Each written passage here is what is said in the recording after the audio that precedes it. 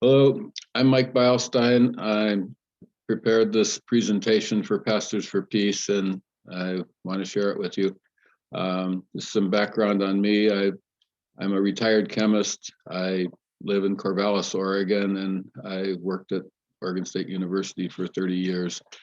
I became involved with Pastors for Peace in 1996 when I assisted some friends in my area who were traveling to Cuba with the caravan that year.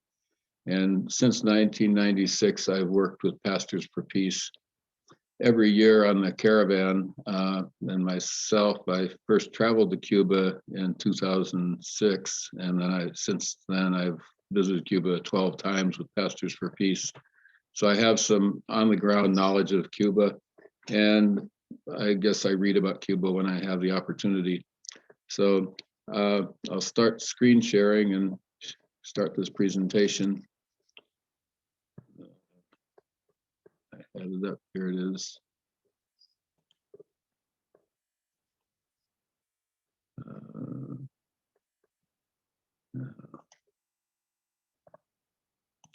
From the beginning. So this is kind of a clever title. What is Cuba's secret superpower? How does Cuba achieve better than first world health and well-being statistics with the third world GDP? And so I'm going to go into this a bit. Start with this cartoon. This is two views of Cuba. One, the cartoon on the left is the original. Shows Uncle Sam, United States, grabbing around Cuba, saying this is mine, and the embargo to enforce it. And it said little boat of the United Nations said lift the embargo. But someone modified this cartoon to show this a bit different, with Fidel Castro grabbing Cuba, saying this island is mine, and in the little boat now says democracy, out of Cuba, dictator, tyrant. So these two views, I think the Cuban people and myself, I think we have a lot more faith in the first view, and maybe this talk will explain a little bit why. I put these notes here to start with, that this is things I definitely want people to understand, which I might forget to say in the presentation. So just go through this quickly. I'll read it and you can read along if you like. The Cuban Revolution in 1959 introduced major policy initiatives to improve the quality of life for all Cubans. And these included a literacy campaign that achieved 100% literacy within 3 years, tuition-free education from preschool to graduate school, free access to medical care, expanded healthcare resources by training physicians and nurses, a universal living wage, which was both a minimum and a maximum wage. I think when I first started going to Cuba, it was equivalent to about $14 per month in Cuba, which seems very low, but when you consider the resources that are made to Cuban people through non-wage sources, it's fairly reasonable. And food rationing, which is necessary at times. And I think one aspect of the food rationing that continues up to today is every child below the age of 5 is guaranteed a pint of milk per day, and that's something that it's regardless of their circumstances, every Cuban child gets milk. Anyway, following the revolution, though, the continuous economic and military interference of the U.S. Caused Cuba to become very reliant on the Soviet Union. However, in 1989, the country was severely challenged by the collapse of the Soviet Union, which eliminated their major trading partner and access to petroleum resources. The period of about a decade, starting in 1990, is called the Special Period, and this was, kind of a very tough economic time for people in Cuba, which by around 2000 or so, they had mostly recovered from. During the Special Period, Cuba struggled to maintain the human gains of the revolution. The United States tightened economic restrictions on Cuba in the 1990s in an attempt to topple the popular government. And during that period, early in the special period, 1992, Pastors for Peace sponsored the first friend shipment aid caravan to Cuba. So that's some of the things I want people to understand, which I might not refer to specifically during the talk. So we're going to talk about ecological footprint and human development index. So I want to give some idea of this. The ecological footprint is the ecological cost that a population, it could be an individual or a country or a city, but the ecological cost that the country put, or an individual, whatever group of people puts on a demand on the earth. And so it's made up of these things are defined here: fishing grounds, croplands, carbon footprint, forest land, grazing land, built up land. This is how much is consumed by people in their lives. Now, this chart here shows the ecological footprint for a group of countries, and they're ranked from the highest per capita down. So this indicates how many Earths would be required for if the world population lived like they do in each of these countries. So you can see for the United States, it would take 5 Earths to maintain the quality of life and the quality of consumption, et cetera, that citizens in the United States have. And of course, that's the biggest, but even a relatively poorer country like Brazil still has a very high ecological footprint. Of course, Cuba is not on this. They would be much further down, about in the level of India. So this is another way of looking, another expression of the ecological footprint. This is, the size of the country, this is a world map if you don't recognize it. The size of each country represents the ecological footprint of the entire country, but the colors represent the per capita footprint.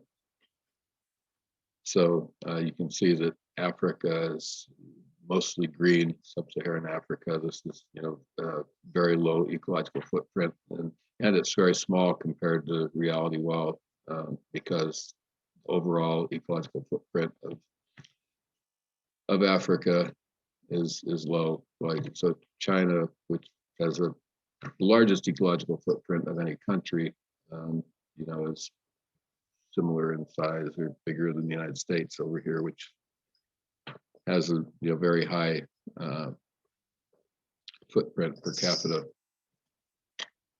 Now, the other concept we're going to talk about is a human development index, and this is an index of quality of life, and it has 3 factors: long and healthy life, knowledge, as access to education and schooling, and decent standard of living, which is really defined by gross GNI, gross national income, which is kind of an unfair comparison for Cuba when you consider what people get for their income.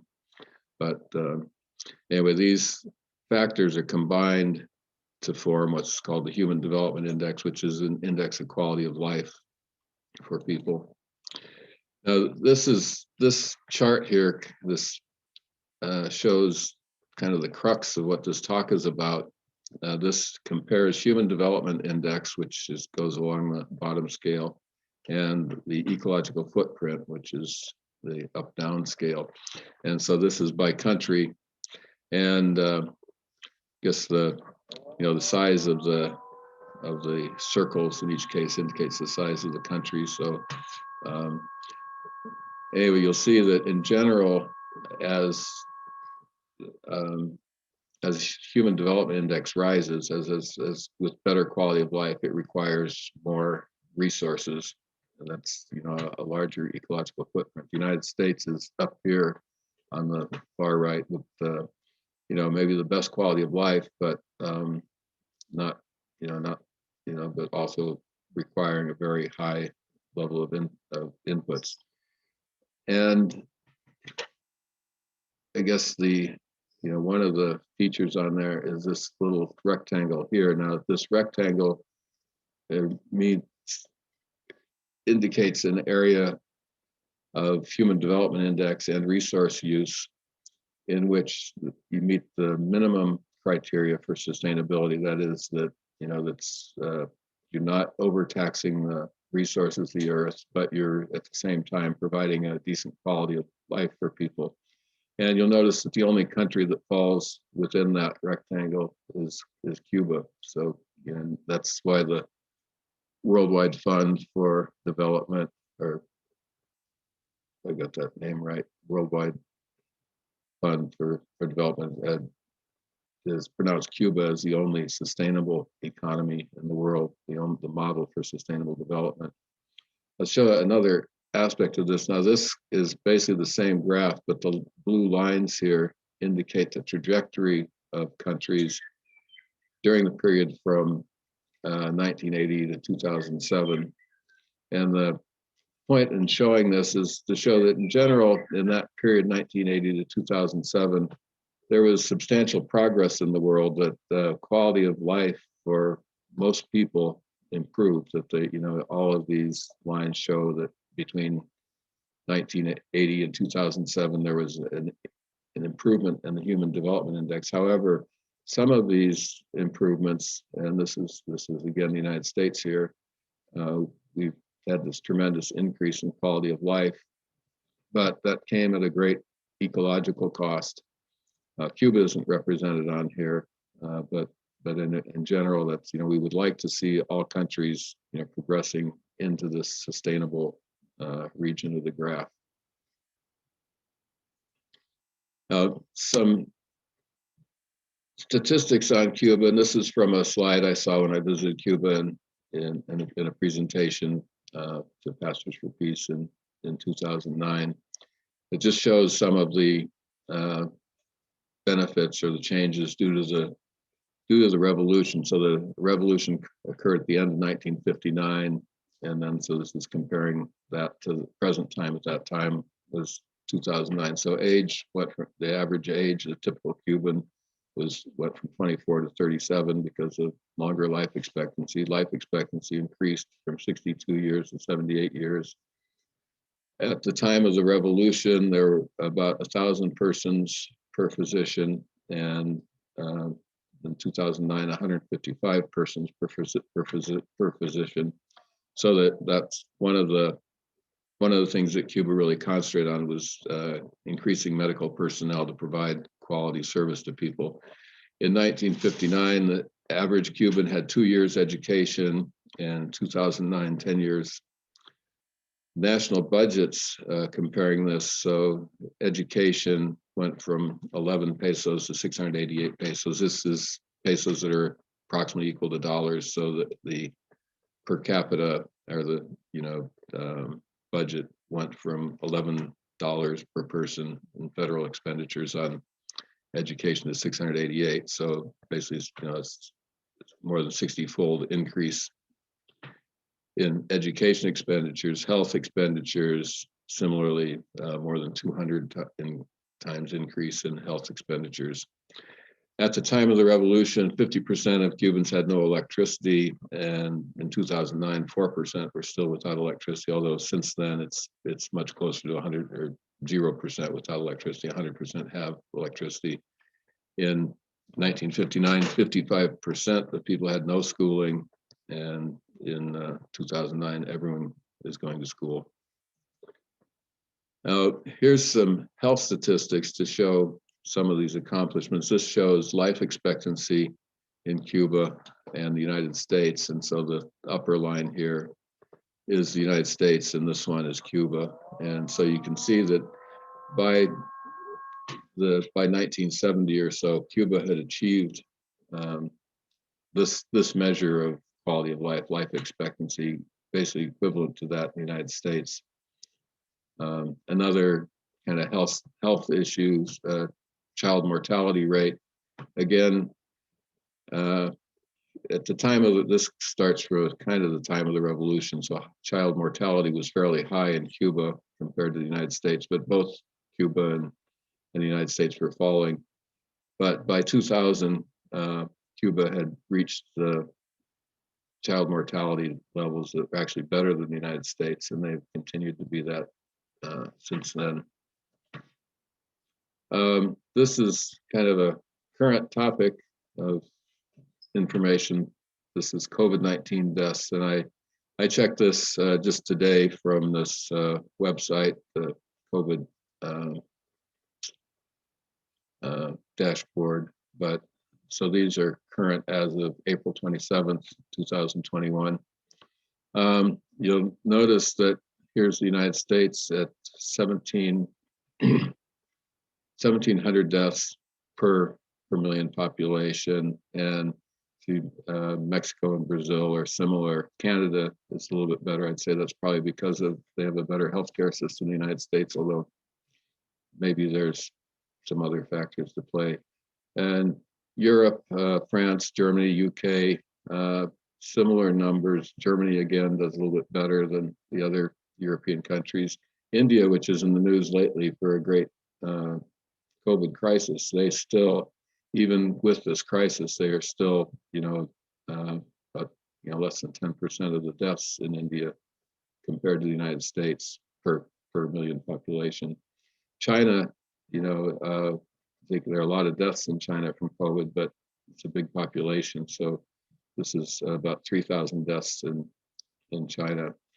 Similarly, New Zealand is, done very well. Islands in general do well. Iceland is low enough you could say 0 per million population. The total deaths is something like 40 in Iceland.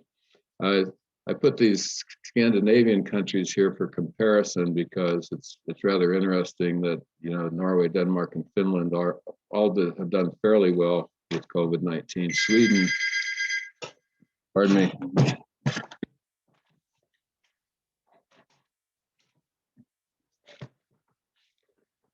Excuse that interruption. Sweden has done pretty poorly compared to the other Scandinavian countries, and this is because Sweden very early decided to take a non-intervention approach to COVID, where they